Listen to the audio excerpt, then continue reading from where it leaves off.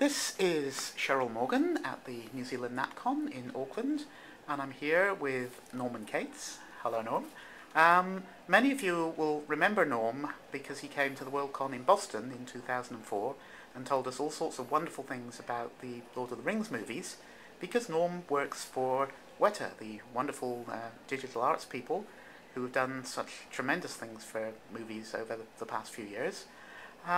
For the benefit of those who weren't in Boston, Norm, could you just tell us a little bit about the sort of work that you do? At the moment, I'm at Weta Digital doing compositing, which is basically the last step in the process, putting together the different layers. But previously to that, on Lord of the Rings, I did prosthetics, which is kind of my first love. That's how I got into the industry. So that's always been near and dear to my heart. But at the moment, it's all digital work. So effectively the last step in the pipeline for me. Okay, and did you work on King Kong as well? We went from Lord of the Rings, and then so just in 2004, Lord of the Rings had finished. Obviously, The Return of the King was the last film out in 2003, and we were so I had the time in 2004 to do a little bit of other relaxing, shall we say, and then King Kong started work towards the end of 2004. So we worked on King Kong, and then went on to other films such as Aragon. Most recently, Day the Earth Stood Still. That's the most recent film that Weta's worked on. Okay, and you work pretty hard on these things, as I recall. You're talking about 100-hour weeks. Yes, it has its moments. I think on King Kong or Lord of the Rings, I got up to say 110 hours on occasional weeks. It's one of those things where you can deal with it over short periods of time, and sometimes you just got to get these things done. Yeah. And hopefully it's a labour of love, and when you see the final work on the big screen, it's all worth it. Yes, indeed. I mean, that's the only reason you would work those kind of hours. Well, all right, you get paid for them, so you do. Yeah. You know, that's always good. I mean, in consultancy work that I do, I've occasionally worked that sort of level, and I get paid for it, so you can't complain. My policy is, you get paid for the work you do. Mm-hmm. Yeah.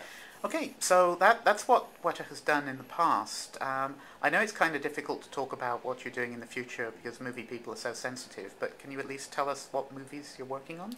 Well, at the moment, as people know, I'm personally working on Avatar, James Cameron's film, due out in December, and we're finishing up Lovely Bones, which is due for release at the end of the year as well. That's Peter Jackson's next film. Tintin is in production. Oh, wow. And various, let me see, what else?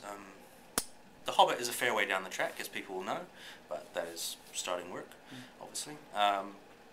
And people always ask about Dam Busters. All I can say is it's still in the process of being worked on. Yeah. Well, I'm a very big Tintin fan, so I'm looking forward to seeing that movie, even if it is Spielberg. So. Yes.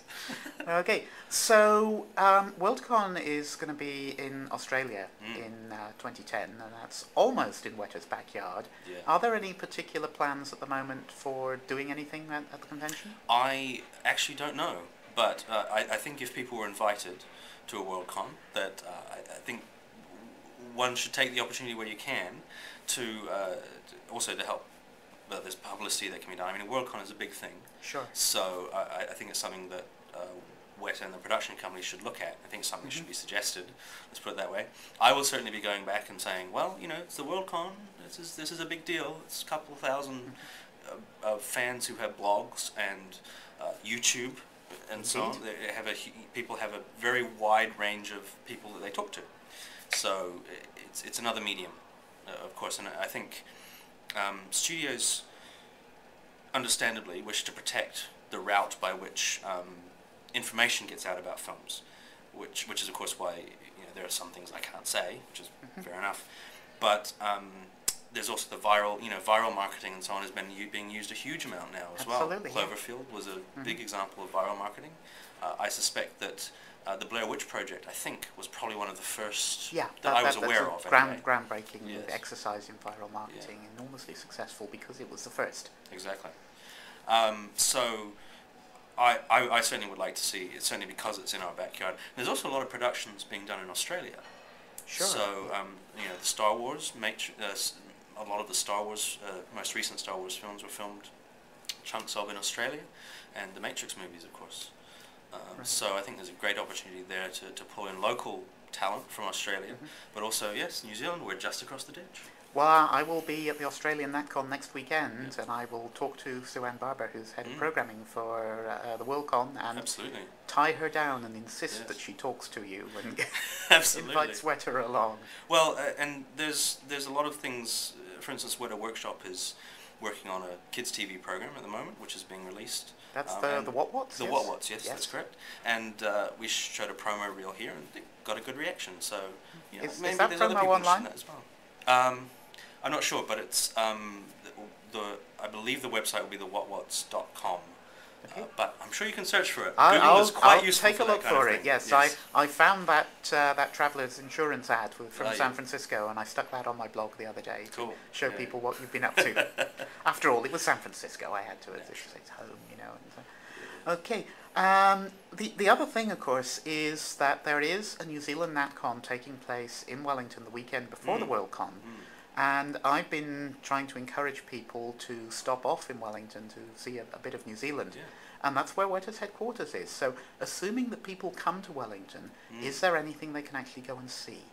Well, just not so long ago, a couple of months ago, a little while ago, Weta opened a Weta shop, which actually gives people, it has lots of merchandise from films, as well as the films, steampunk ray guns, Dr. Grogbort's, if I got that pronunciation right. I love those guns. Ray guns, absolutely fantastic stuff.